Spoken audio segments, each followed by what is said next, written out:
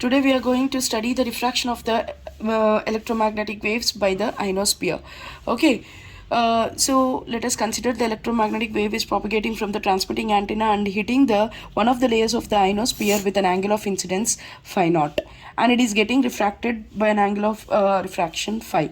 Okay, this is the ionosphere and it is having a refractive index n. In order to get understand the refraction or the bending of the wave, this phenomena, you need to recall one of the equations, well-known equations called as Snell's law. Snell's law states that the refractive index of any medium, let us say here n of the ionospheric medium, n is equal to sine of angle of incidence by sine of angle of refraction. That is, I can write it as n is equal to sine phi naught by sine phi.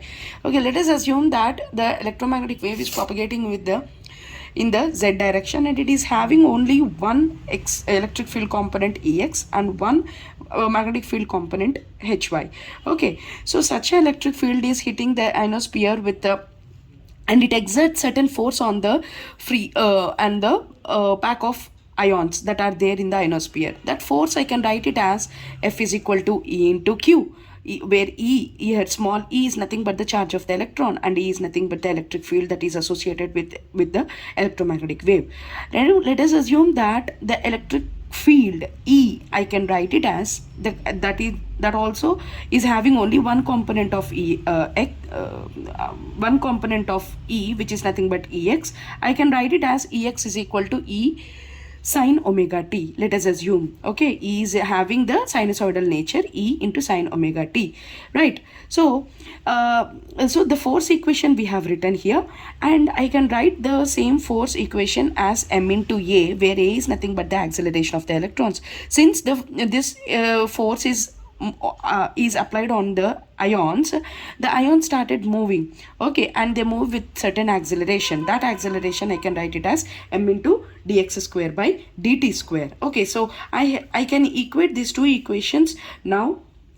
So I can write it as m into dx square by dt square is equal to minus e into Ex, which is nothing but minus e into sine omega t, right? So now I can integrate with dt with respect to time on both sides. Okay, now if I integrate, what I will get, m into dx by dt is equals to minus e into e.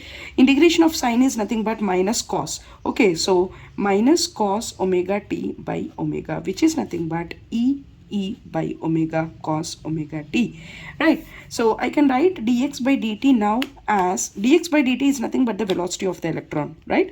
Velocity of the electron, I can write it as e into e by m omega into cos omega t.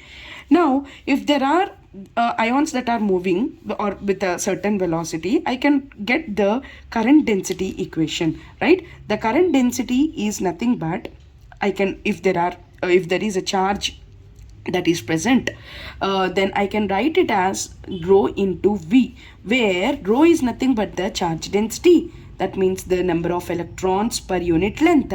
Okay, and V is nothing but the charge density, and V is nothing but the velocity of the charges, velocity of the moving charge. Okay, right. So if you know this is from the theory, EMTL theory.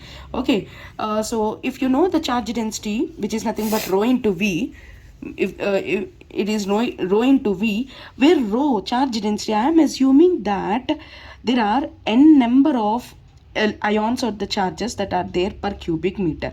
Okay, then if this is the case, what is the charge total charge density? I can write the total charge density as E into n.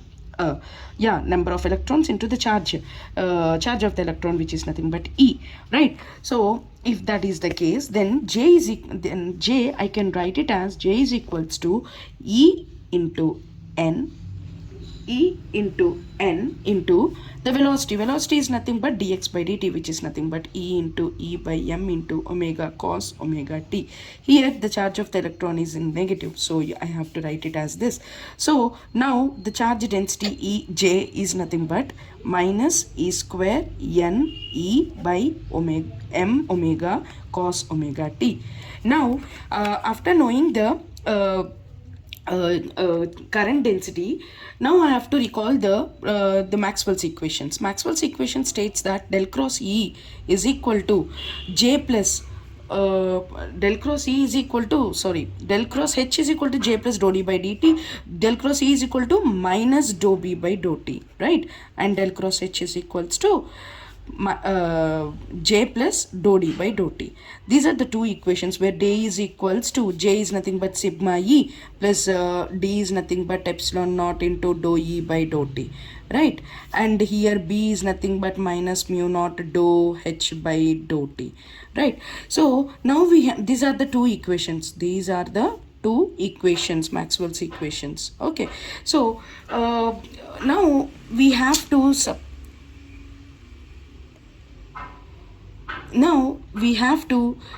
substitute, I mean we need to expand this curl operations, okay, del cross E and del cross H.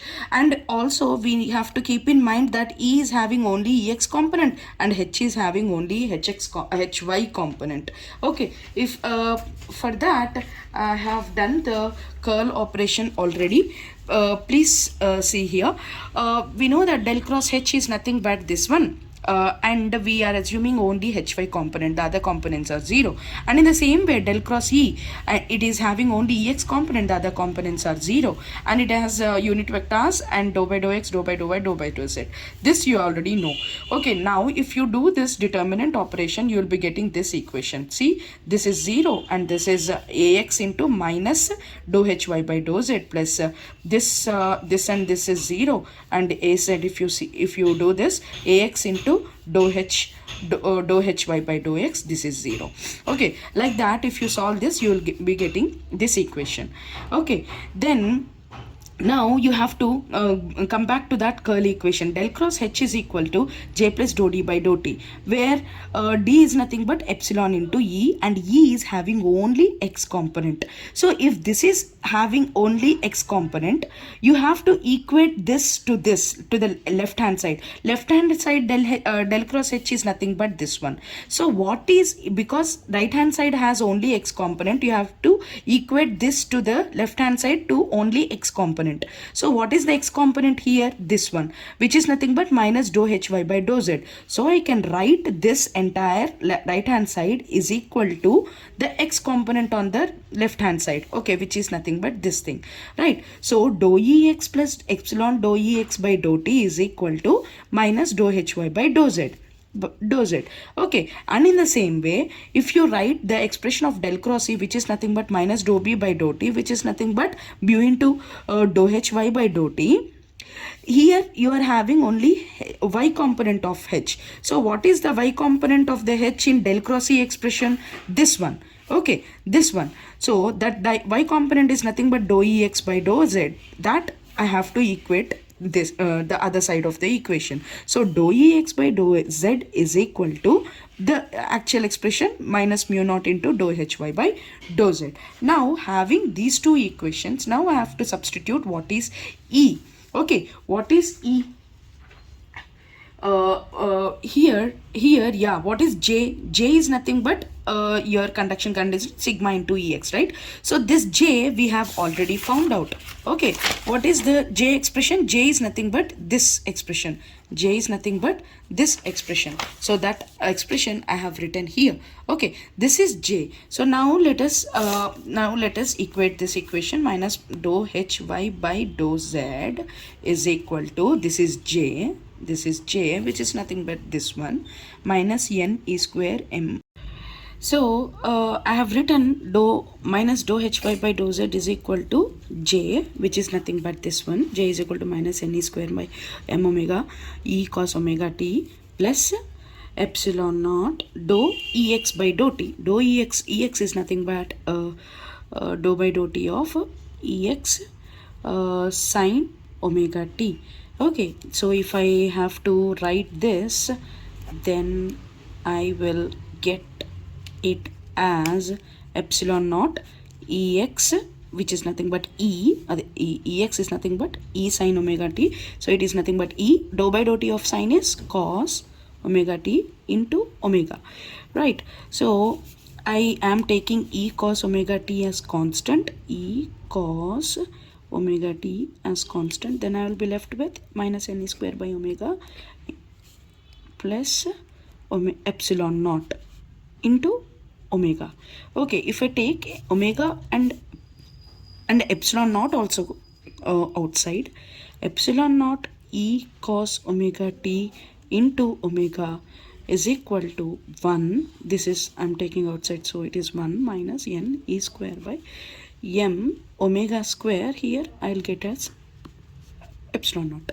So this I can write it as epsilon naught omega e cos omega t into something. Okay, this something, right? And I can write this as epsilon naught, this thing as epsilon r into, okay, omega e cos omega t.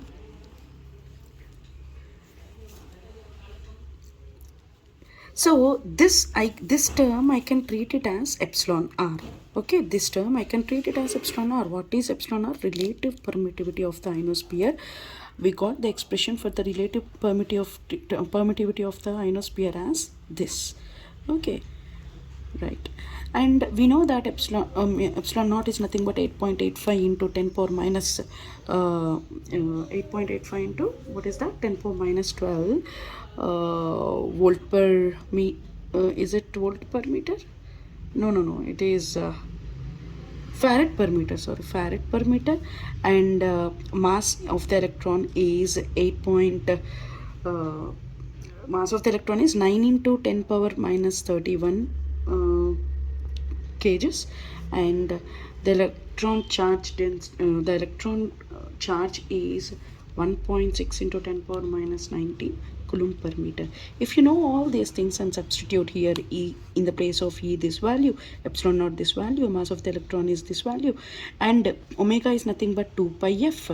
If you substitute all these values, then I'll get an expression like this: 1 minus n into 1 minus n into e square by omega square means 4 pi square epsilon naught m into f square. If I substitute all these values, I'll get the value of epsilon r as epsilon r is equals to 1 minus 81 n by f square. Okay, so if you know the refractive permittivity of the medium, then the refractive index is nothing but under root of epsilon r. This is also from the electromagnetic theory. So n is equal to under root of epsilon r. So the refractive index of the ionosphere is nothing but this expression. Okay, so if the refractive index is this, then it is a function of, here you can see it is a function of the number of ions in the ionospheric layer, and it also is a function of frequency. So that means if n is depending on the frequency, then the velocity of the wave is also depending on the frequency. Okay, so different waves have different frequencies, and each of these frequency of the frequency dependent waves, they propagate with different velocities. So we have to understand that there are two types of velocities. One is group velocity and one is phase velocity. Okay, we already defined these group and phase velocities in the electromagnetic theory as the phase velocity is nothing but c by under root of mu r epsilon r, and group velocity is nothing but c into under root of mu r epsilon r. Let us consider that mu r is equal to 1 here. Then your phase velocity is